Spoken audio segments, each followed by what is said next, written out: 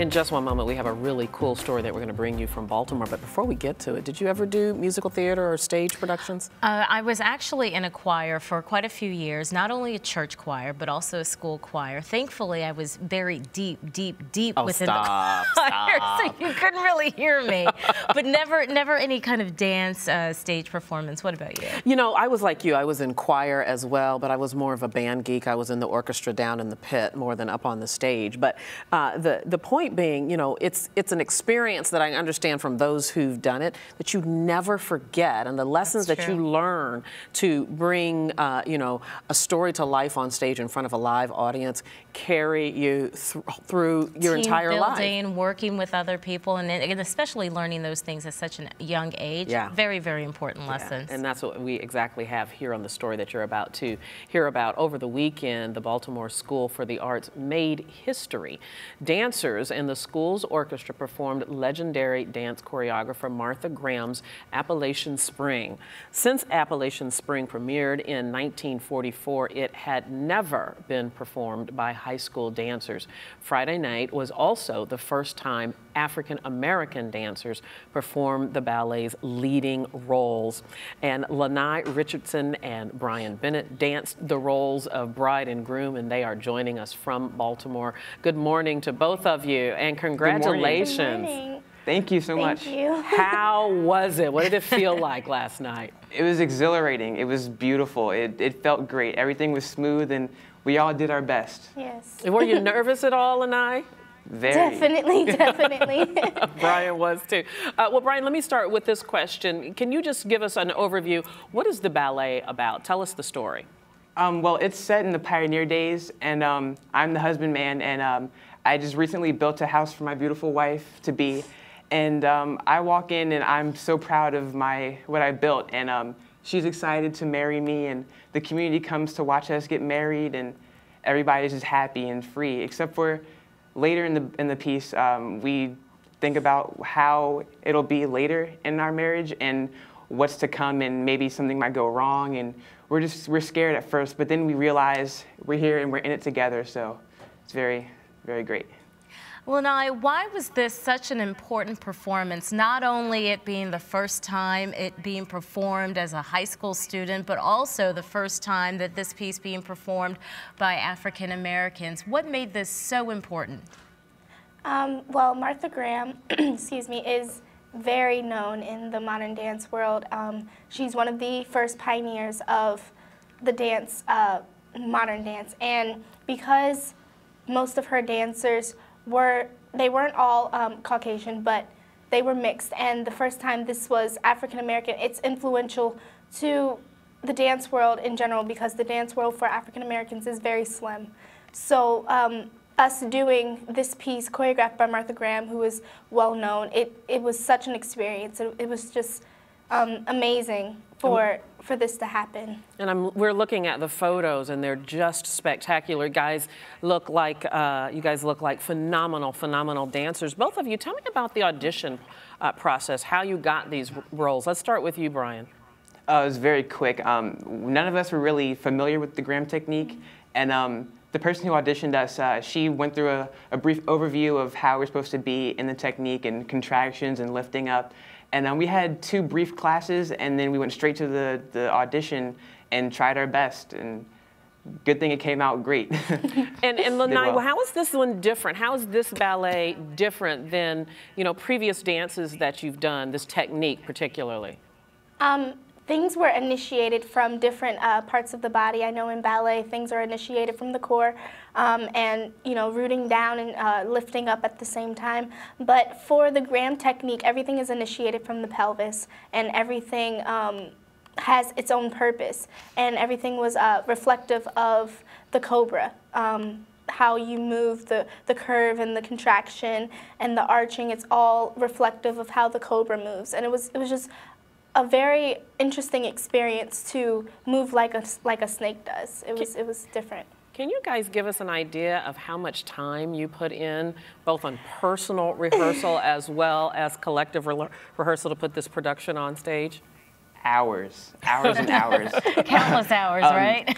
Yes. Right after the audition, we went straight to rehearsal. We had 2 hours of rehearsal that day, and every day since we've had 7 to 8 hours of rehearsal. And personally, I went home and I watched like Western movies, trying to get that grounded feeling and being a man and being a pioneer man. And I really worked hard on this.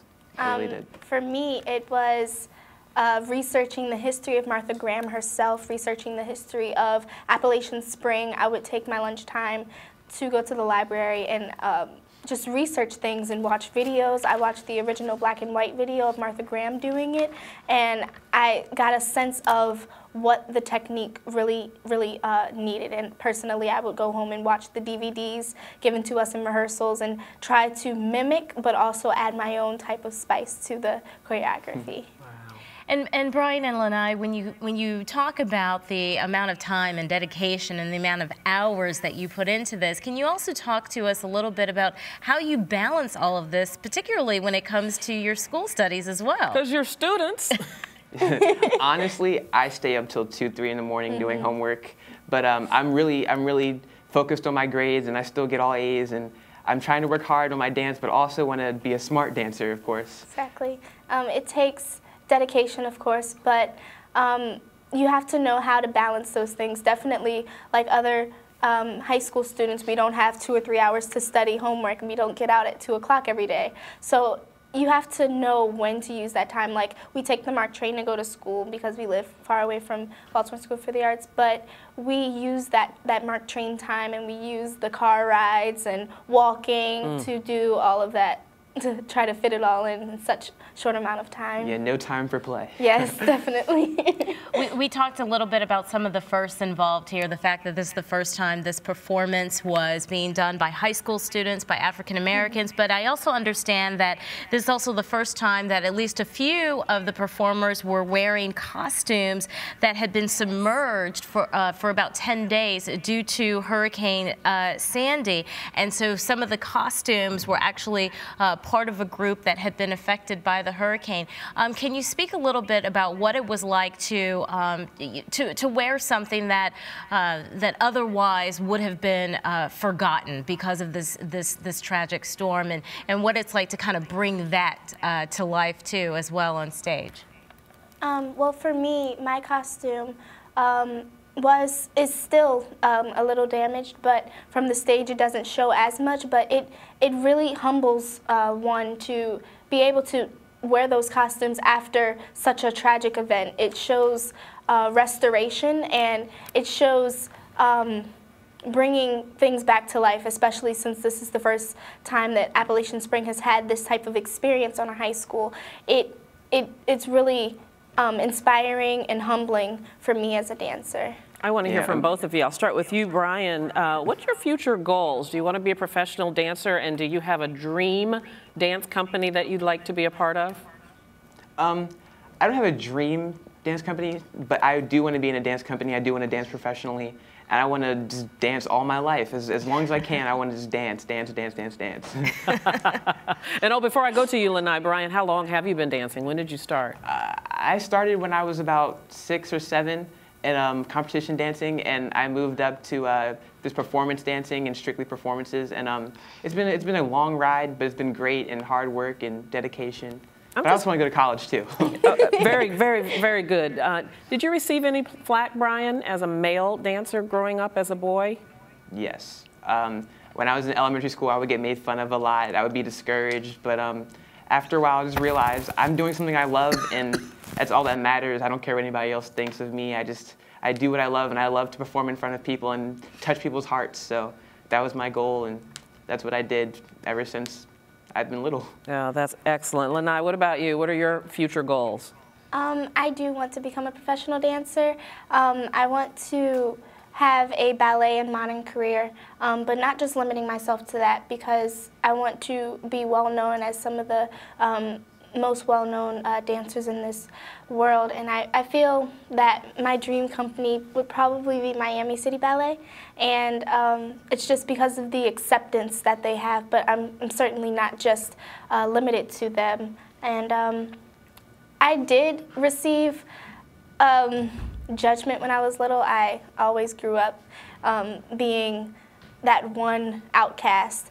But it's helped me and it's humbled me to be able to be in an opportunity like this, because I definitely would not be where I am if I did not have to be built up from that. So I'm thankful. I want to congratulate both of you guys on making a bit of history and for being such great young people. You make me proud.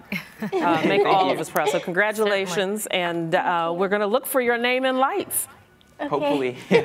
All right, Lanai Richardson, as well as Brian Bennett. Thank you so much, and again, congratulations. Thank you. Thank you.